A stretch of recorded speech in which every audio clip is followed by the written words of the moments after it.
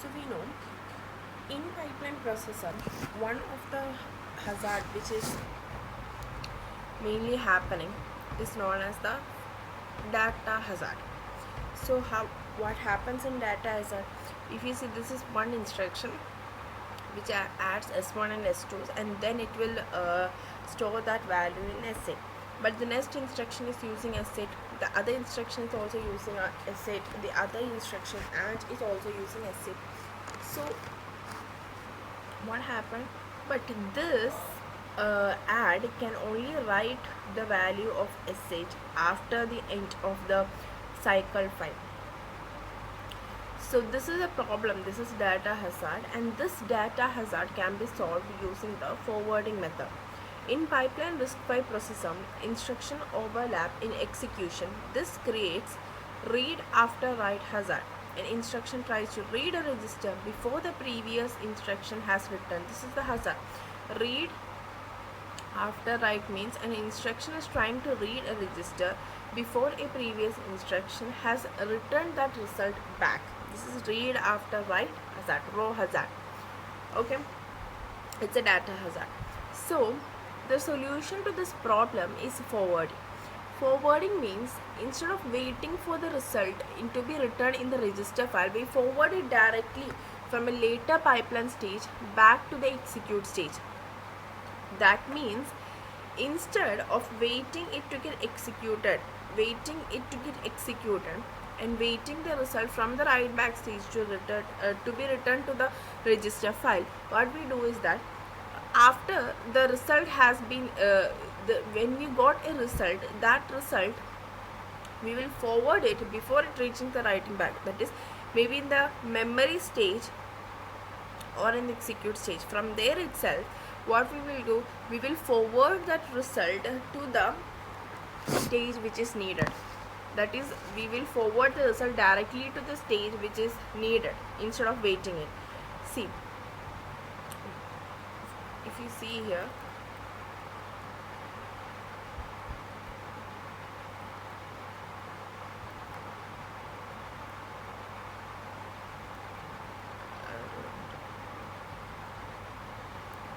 okay, if you see here, this is one instruction which is the same example itself, S8. So what it is said that now this instruction requires to read the value of S8 and to add it in the executing stage. So what happened is that this instruction directly forward this S8 value to our multiplexer in the execute stage to do addition. Similarly, this requires S8. So what happened? Again, S8 is given to the multiplexer here. Now in the AND case, if you see, it is giving directly to the RF itself, but in the fifth cycle it will write it to the RF, so it will get directly from the RF the value of S8. So here no forwarding is actually required, but here you can see from the memory stage and from the write back stage we are taking the value. From the memory stage to the executing stage, from the write back stage to the executing stage, we are taking the value. But in the next cycle it will be reaching here, so we don't need to take it, we don't need to do forwarding here. It will be there in the register file, so it will be much more easier. So this is the main abstract of this pipeline which you are doing or illustrating using the forwarding method. This would be how it would be. Just so we are giving everything to the executing stage from the memory or the write back stage. From these you are giving it to the executing stage. So here we have to learn this diagram, which is actually dealing with the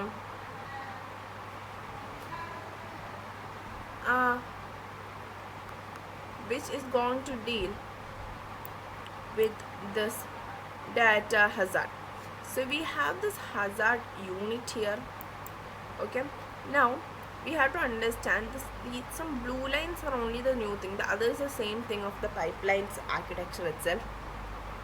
But if you see, there are some new lines that you have to understand here. So you have to understand there is also a hazard unit like this. Okay, there is a hazard unit. That is one thing that you have to understand. So if you see here, let's take this diagram right now.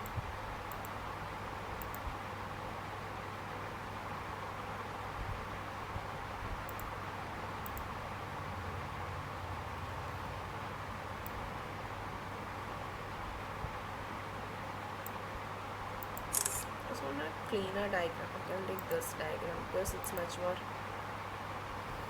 cleaner. Okay.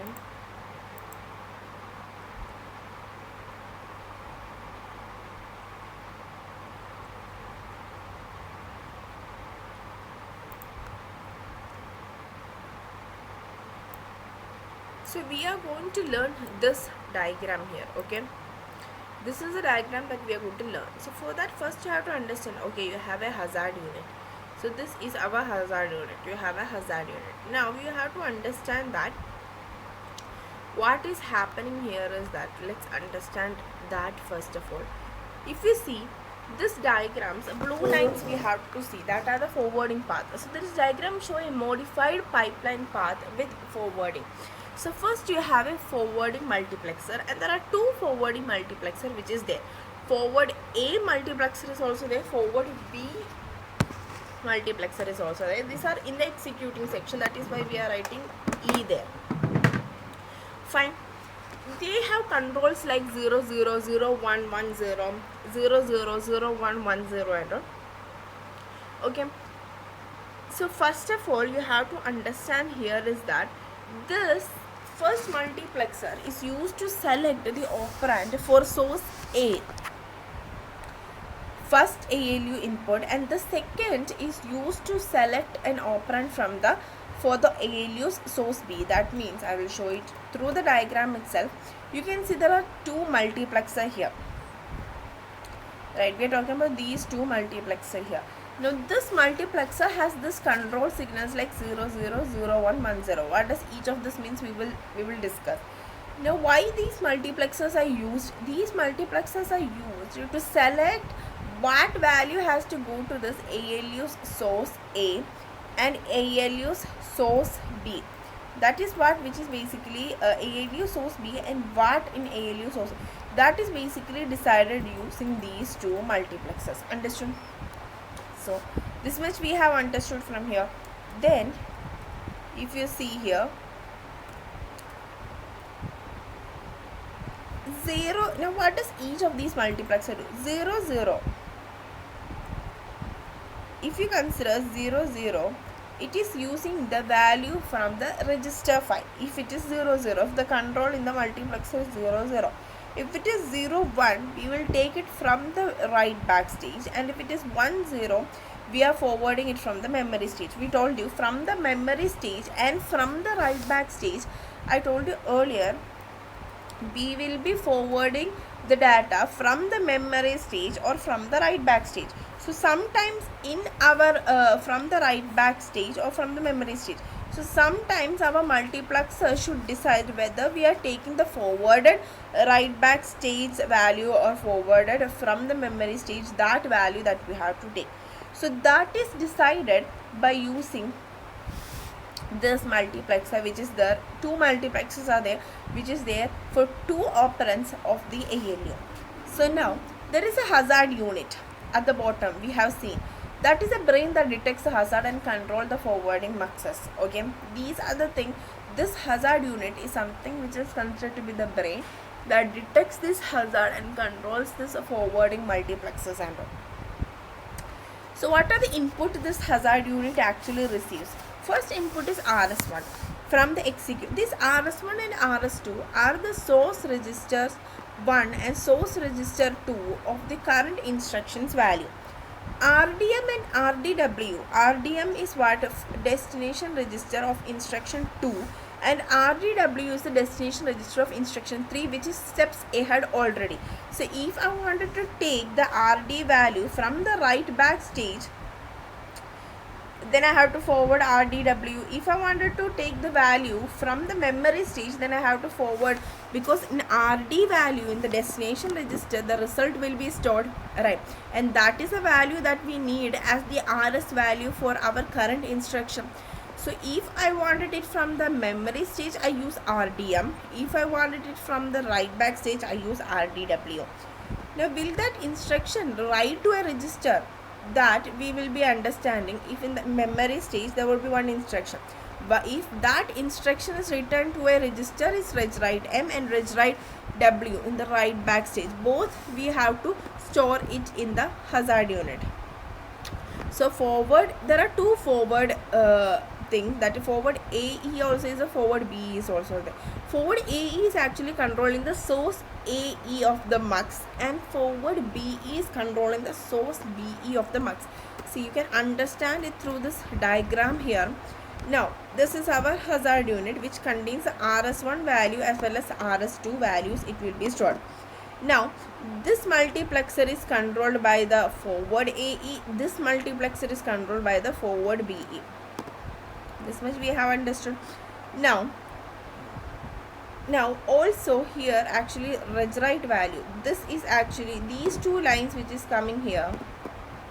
You have to understand that the RDM value, that is the RD value in the memory, is also stored in this hazard unit, and RDW value, that is the register find destination register value in the write back stage, is also stored in this hazard unit.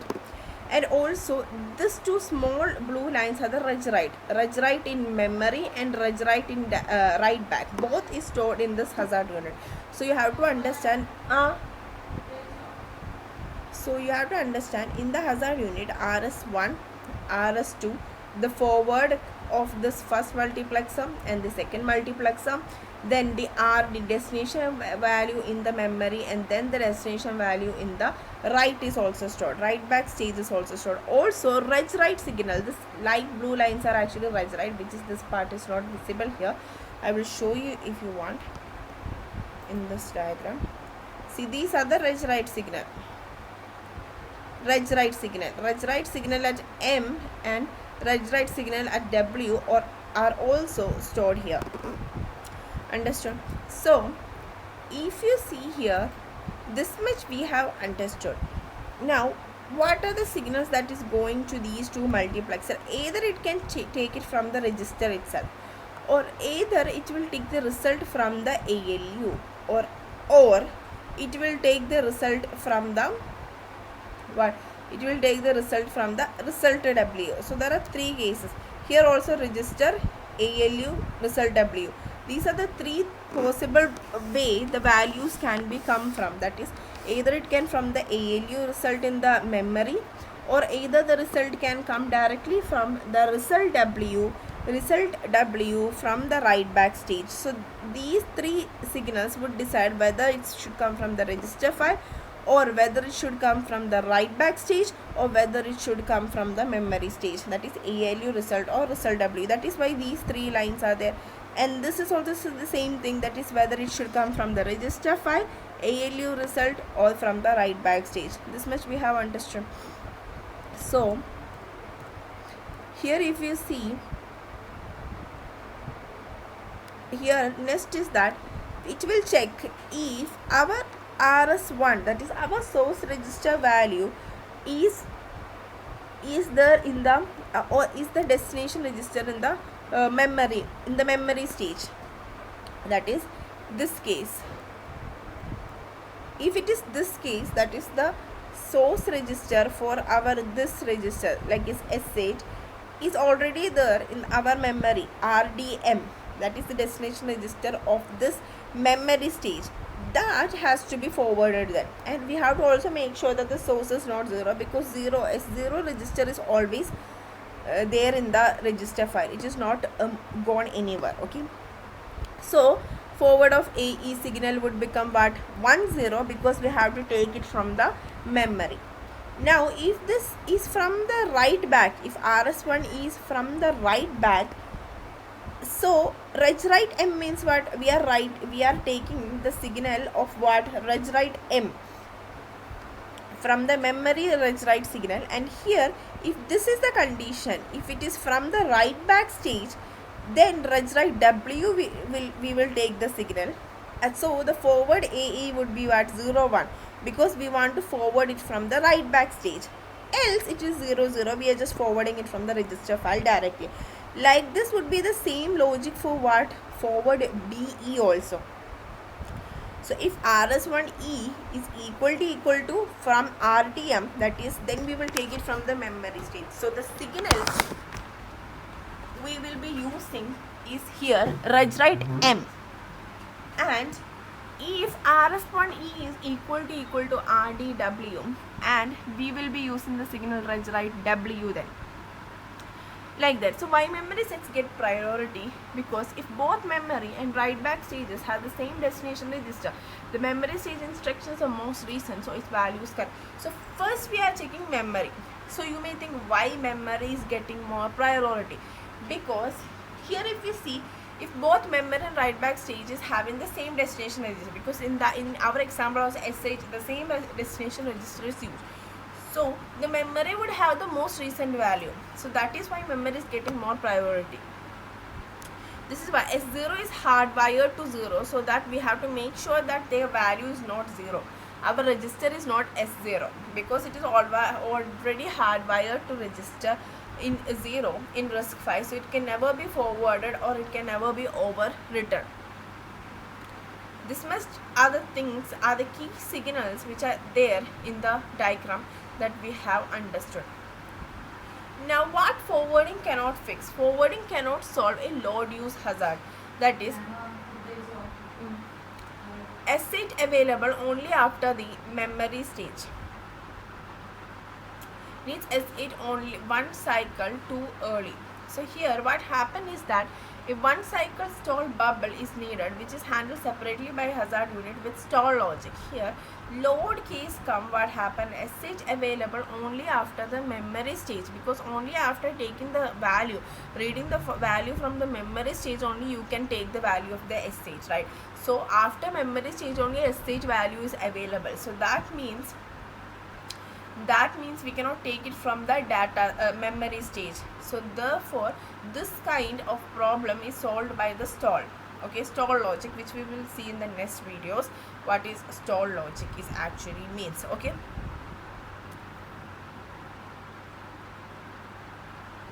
then this diagram is actually about this image here, that is, if we see here, pipeline, we know instruction memory is which fetches the instruction, register file is decoding the instruction, executing is comparing the result, DM is data memory, and RF is the register file. So this is the same thing that is we are talking about here, that is the data memory would add the result, and that result would be from here the result is directly forwarding to our executing stage in the subtraction, and here it is going again directly to the executing stage from the write back stage. Here it is from the data memory. The same thing that we have told here is the case which we are discussing, that is first the case was forwarding from the memory stage. So forwarding from the memory stage is what here, from the memory stage what happened is that we need this has to be solved. So in the executing stage it needs S8 and it is forwarded from the adds memory stage, and again here it is forwarded for this result, it is forwarded from the adds write back stage. So if it is write back stage, our forward AE would be 0 1 value. If it is, but here it is forward B, okay, that is B is used, whatever it is, and here no forwarding is needed because at the next cycle the value would reach already here. So here which will read, the register file will read the correct value, not in the executing stage. Here this reads, no, register file does not read S8. Here also register file does not read S8, but only in this, the last instruction can only read SH value. That is what this particular is talking about. Okay, so this is about data hazard and solving it using the forwarding method. Next video we will see the stall.